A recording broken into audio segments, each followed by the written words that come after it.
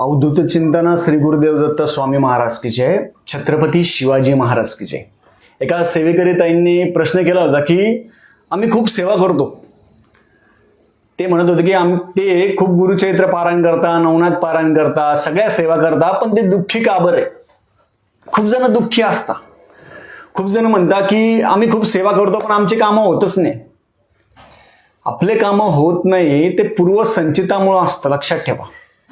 कधीही तुम्ही कितीही गुरुचरित्र पारायण केले असेल, तुम्ही नवनाथ पारायण केलं असेल, स्वामी चरित्र वाचले असेल, पण आपल्या दुःख वाटायला का आलं हे खूप जणांच्या मनात प्रश्न असतो. आपले पूर्वकर्म असेल त्यामुळे दुःख वाटेल येतं. आणि पुण्याची गणना कोण करी? आपलं पुण्य आहे ना, आपण सांगायला नाही पाहिजे कधी की आपण काय करतोय. आपलं डाव्याचं उजव्याला कळलं नाही पाहिजे. आपण जे दान दक्षिणा देत असाल किंवा सेवा करत असणार, आपण वाच्यता करायला नाही पाहिजे. करता आणि करविता तूच एक स्वामीनाथा, माझ्या ठाई वार्ता मी पणाचे. आपण कोण नाहीये, आपण करणारे महाराज आहे, लक्षात ठेवा.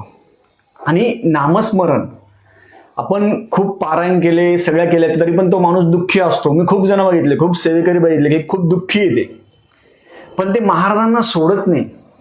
ते महाराजांना म्हणता की महाराज आम्हाला किती दुःख येऊ द्या, पण आम्ही तुमचं चरण सोडणार नाही. आम्ही श्री स्वामी समर्थ महाराज असेल, दत्त महाराज असेल, कारण की महाराज आपली परीक्षा बघत असता. सगळ्यात महत्वाचा जो असतो तो गुरु, लक्षात ठेवा. देवापेक्षाही महत्वाचा आहे तो गुरु. जो व्यक्ती गुरूंची सेवा करतो ना, देव त्यांना आशीर्वाद देण्यासाठी येत असता. म्हणून स्वतःला दुःखी समजू नका. आणि आपण किती सेवा करतो, काय करतो हे कोणाला सांगायचं नाही, कोणाला सांगू नका. आपलं दुःख हे फक्त श्री स्वामी समर्थ महाराज असेल, आपले गुरु असेल, त्यांना सांगावं. आणि मनामध्ये काळजी करायची नाही. आपली चिंता काळजी जे असेल ते महाराजांवर सोडून द्यायचं. आपण जास्त ताण नाही घ्यायचं, महाराजांवर सोडून द्यायचं, नामस्मरण करायचं. आणि आपल्यापेक्षा जगामध्ये खूप लोकांना दुःख आहे. एकदा तुम्ही बघा, आपल्यापेक्षा जगामध्ये खूप लोकांना दुःखी, तरी पण ते हसतमुख असतात. आणि महाराजांना कधी सोडायचं नाही.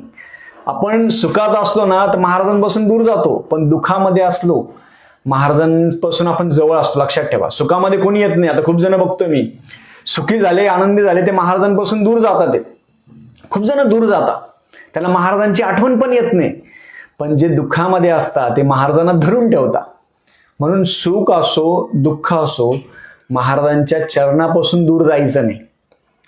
ही वेळ आहे ना, वेळ लक्षात ठेवा, ही वेळ आयुष्यात निघून जाईल. चांगली वेळ आयुष्यात 100% येणार आहे. श्री स्वामी